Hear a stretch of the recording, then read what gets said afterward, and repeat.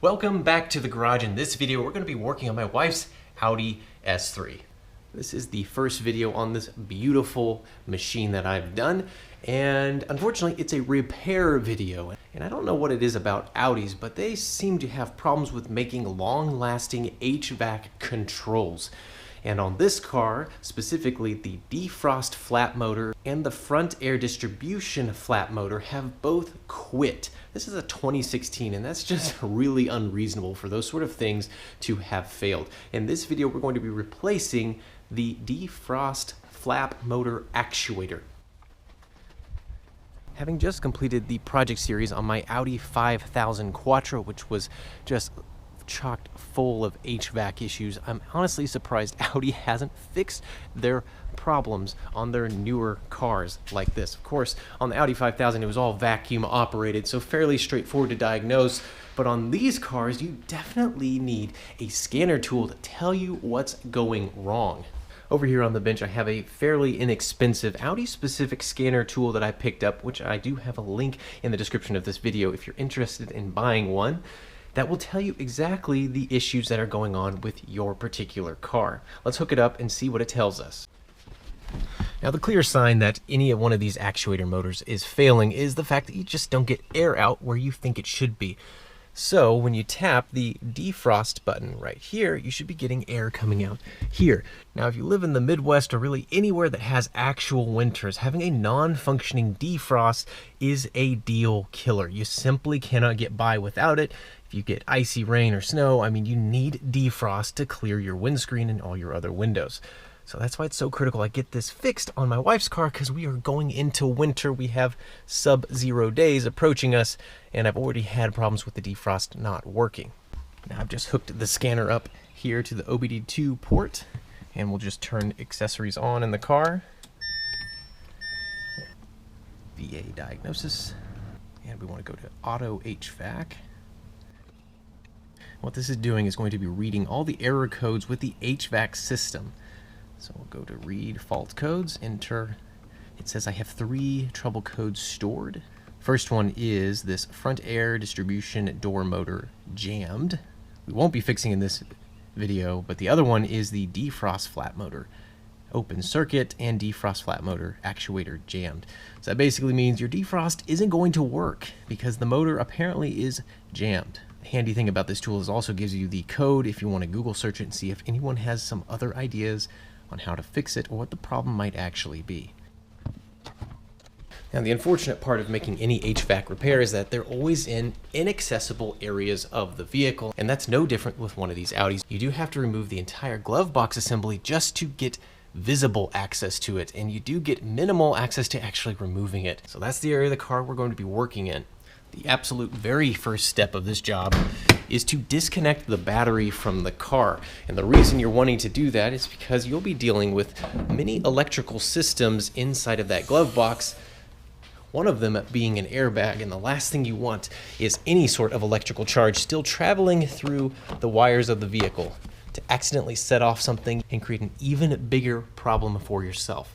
So just disconnect the negative ground cable.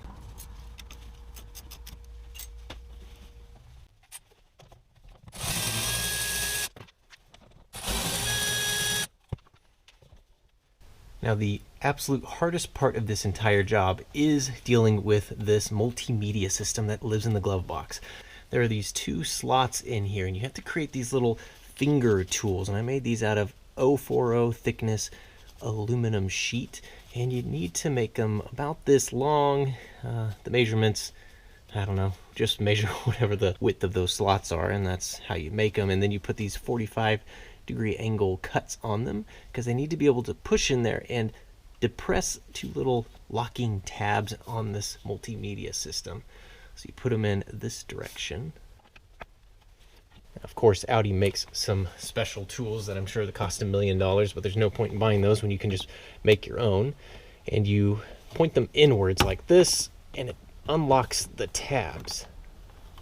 And then you just pull it out like that.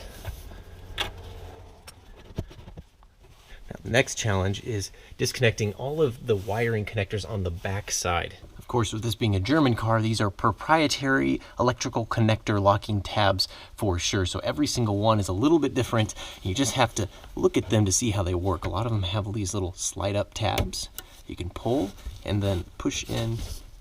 Just use a really thin blade screwdriver to just gently pry them off their mounting bases.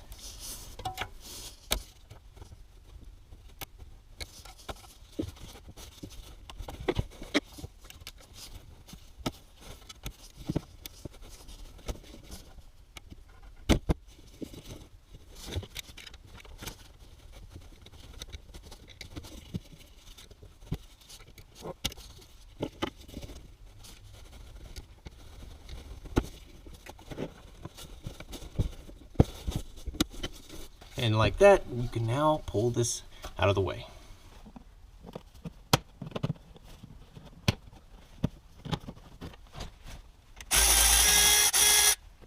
Now the rest of the disassembly is basically removing a bunch of 8mm hidden bolts throughout here. And the trickiest one to get to is behind where the infotainment module would have been. So you need a pretty long extension like this to get to it.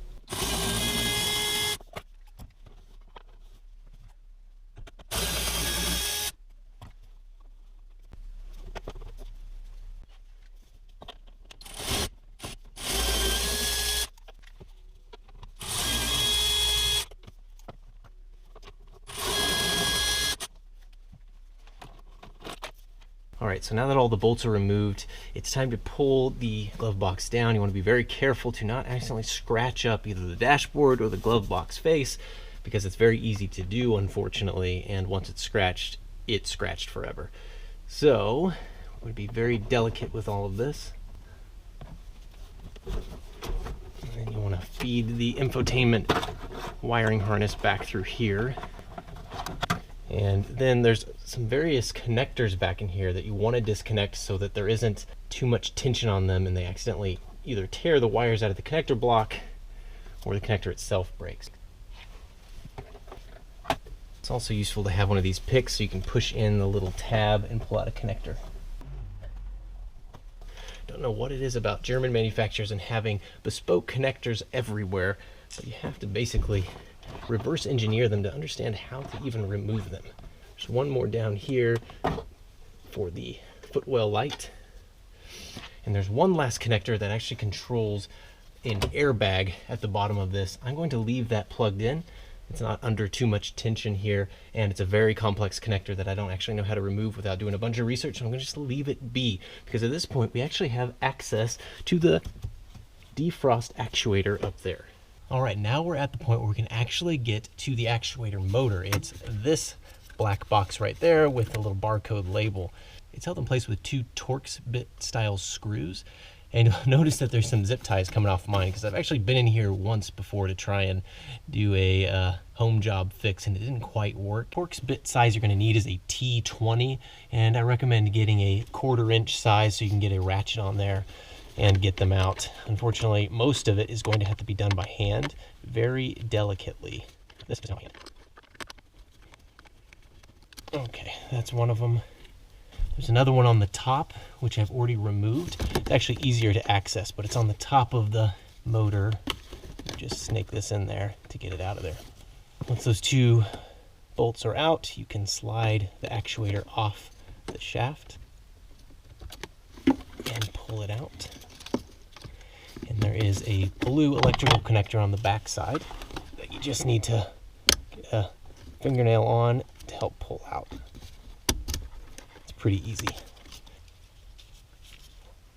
And while we're in here, just make sure that the flap rotates smoothly from the open to closed positions.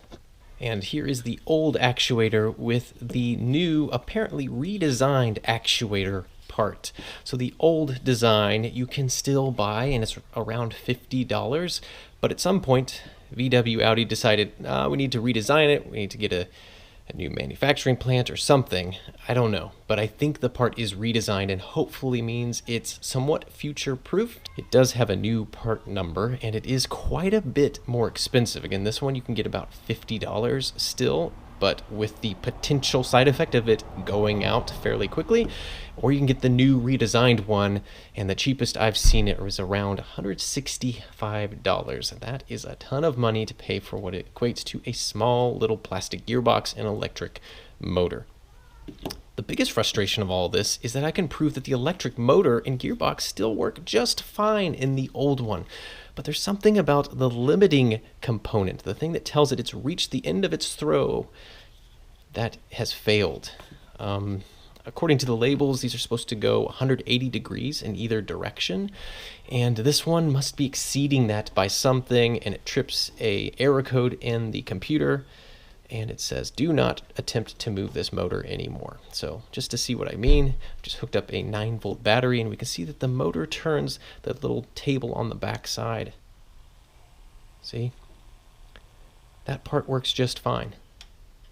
So it's just maddening to think that there's an unrepairable component within this that makes it not work. But that's the way it is with electronics. You can disassemble the case and split the cases and look at the innards, but there's nothing you can do with it. Everything looks good on this one, so I don't think there's anything. It's not a mechanical issue. It is a small electric circuit board issue that goes wrong, and there's really no repair to do with it. If it was a simple mechanical fix, that's what this video would be about, because that's what I'm all about. I'm all about relubricating things, fixing small mechanical parts, but that's just not the case. That fails on these. So I've had to splurge and buy the new part because, again, it's just not acceptable to not have a defrost control on a car. You cannot get by without it. All right, let's get this installed. All right, so that's all put back together. It goes back just as easy as it comes apart. I've reconnected the battery and I tested the actuator, and unfortunately it's still throwing the actuator jammed code. And I believe now it comes down to running through the calibration procedures for resetting the endpoints on basically all of the HVAC actuator motors. I don't have a scan tool that will do that, but I do have a friend with a shop that may have a scan tool that does that, so I'm gonna run over there and see if I can't run that adaptation. All right, so I think I have the solution here with my buddy's launch tablet. This is one of those expensive tablets that kind of has every function you hope it would have for the price you have to pay. So within the special functions of this, there's a climate control module that you can access. And once you're in there, you can read the fault codes and you can clear them, but most importantly, you can do actuator tests, such as the defrost flat motor. But even more importantly, there's this basic settings menu, and there's this adapt door end stops. And you hit OK, you hit adjust.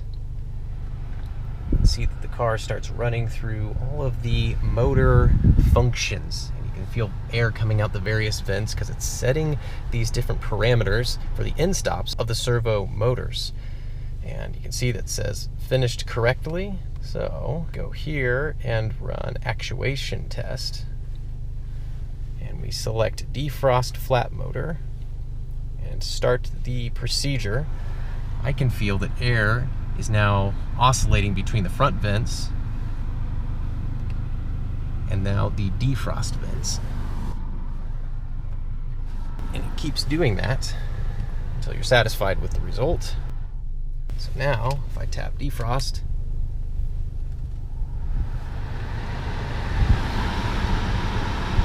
I've got defrost coming out there, deselect it.